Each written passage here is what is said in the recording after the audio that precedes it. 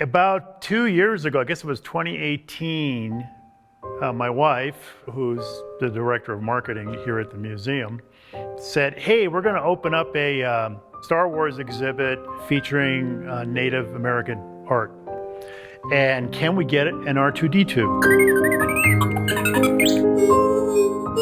And it turns out that there are people who make everything. There's a guy who makes the dome. There's somebody who made these little hollow projectors. So over the course of a year and a half, I collected the parts and I started putting it together.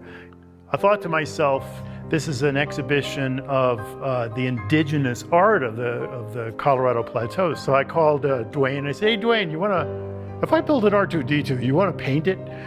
You know, and he was kind of like, yeah, right, you're going to build this R2D2, sure. When I first saw it, I mean, it was just all parts, and it was basically like the skeleton of the body. The excitement didn't hit me quite yet. I think when it really hit me was when he had the head on and the motors were on, and he was able to show me the head spinning. And at that point, I was like, oh my gosh, like I couldn't believe it. Like it gives me chills. I mean, my mind was trying to think, you know, how am I going to paint this thing? Me being a Hopi artist, it had to be Hopi, and there had to be something that was going to signify that.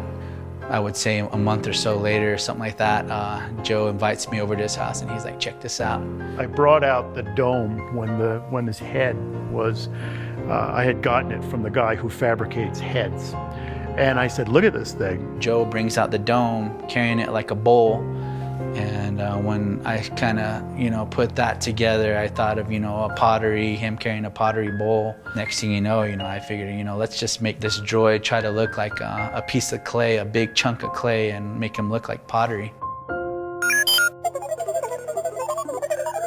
When Joe told me that he was going to be able to put a motor in that allowed the R2 unit to spin his head all the way around like this, I could envision the head spinning, going back and forth with that one band, you know, consistently spinning, and all the designs kind of just flashing.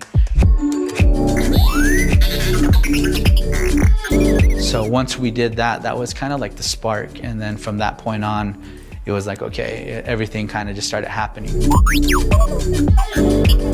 The color selection, I mean, you know, we say Hopi pottery.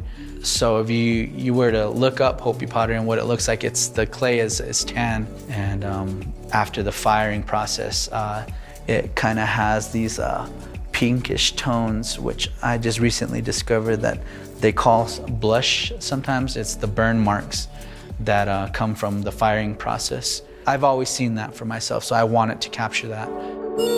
As far as the colors, I mean, if you were, again, to check out Hopi pottery, the color scheme is very consistent.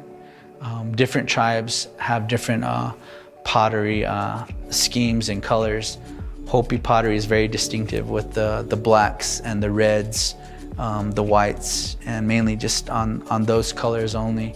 I mean, a neat thing about Hopi pottery is all the elements that they use from the earth, stones and clays and rocks and, you know, different things to where they gather these natural pigment colors.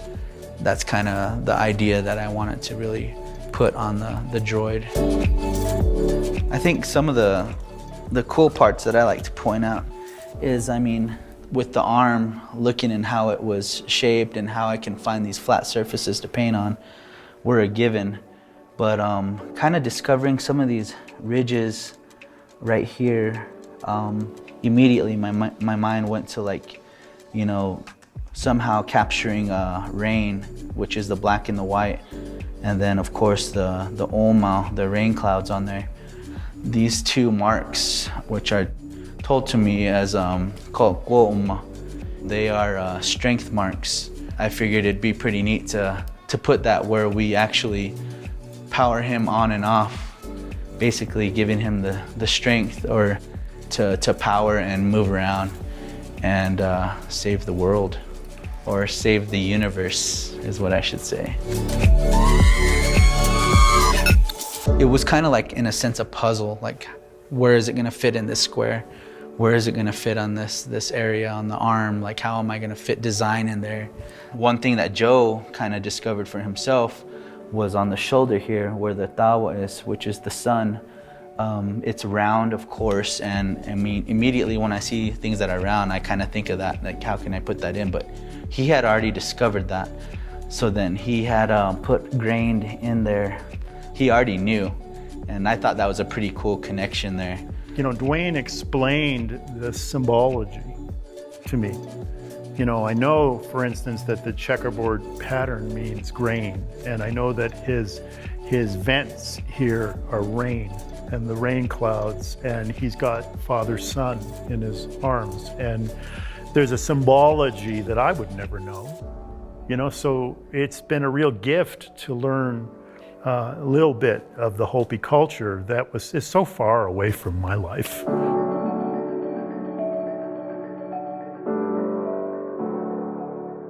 It was definitely a backbreaker because the R2 unit is very heavy, so we couldn't just lift him up. I had to like literally get down to him and start painting, you know, his feet, in between his arms here. In between these areas were pretty difficult, so I basically was almost painting sideways to try to get stuff in there. So Duane was laying on the floor in my garage with a headlamp and a brush, you know, with like 2 bristles on it. I mean, this little tiny detail brush.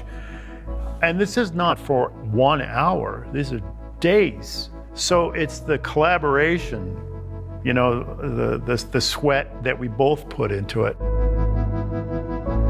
I've done electronics before, I've done machinery before, but I never actually built a robot, a droid. So it was a learning experience from the get-go. There more than once I was going to throw the whole thing into a dumpster. But Duane was there, you know, going, come on, man, we're going to get this done. It's really going to happen. It's really going to happen. If you don't keep going, you won't accomplish anything. And the easy thing is to not keep going because it hurts. You know, the amount of time, not to mention money, that went into this thing. And then you get to a point where it looks like it's never going to come together. And you have to get past that. Somewhere in the lines, I felt this lock, like, yes, you got it.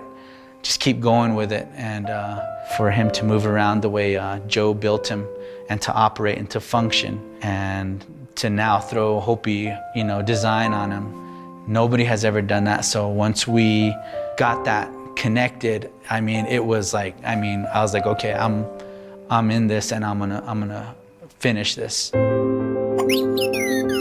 And finally, here it is. A year and a half later, we got him done, and he's been living here at the museum for the last year. It's fun, you know, before COVID, and just to see a room full of people come to see this guy.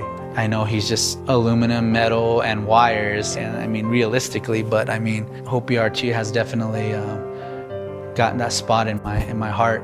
It's pretty neat to see, you know, my daughter, who's 10, like every time I tell her I'm at the museum, she's like, you know, tell R2 I said hi. And it's amazing to see the reaction that people have, you know, with him. I mean, there's kids that really think that he's really alive. We've had people come through the museum from Europe, from South America, from Asia, and they know it. You know, they know this thing. I mean, he's one of a kind. I mean, he doesn't look like, he's R2D2, but he is not the R2D2 that you've seen in the movies. He's an R2D2 that probably someday should have his own movie. All droids kind of, they're along the journey to pursue the balance in the universe in Star Wars of good and evil. This droid, I know in the movies, R2 is trying to really help with that. And then there's also droids that support the dark side. I mean, I look at my life today, I mean, the battle with addiction definitely can really see that, I mean, if you replace a mentor with the word droid, they are very, very similar. Everybody who has helped me get here, definitely I could also replace as a droid. And the reason why I say that, I mean, in the movies, the scene where Luke, Leia, and Chewbacca are in like a trash bin. The walls are Don't just stand there, try and brace it with something! And then eventually the walls start closing in, and they're trying to stop it, and it's not gonna stop. Luke has this communicator to connect with R2, and he tells him, hey, stop the walls, basically. R2's way on the other side of the ship, and he plugs in and does what he does to help these guys way over there. What? And saves them and helps them. Just that in general, the walls closing in. I mean, there's times in my life, I mean, here I am coming up on 12 years of sobriety. I do know what those walls feel like. I mean, being in those walls where you can't get out. What I know for myself is that I do have something people I can depend on. I mean, droids in my life are definitely people who have been there before. I mean, I look at them as mentors, people who have helped me get through hard times in my life, obstacles in my life. It's almost like they have that key. They have the information and feedback and guidance and how I can, better overcome, the dark side. Without them, without the droids, I probably wouldn't be where I'm at today.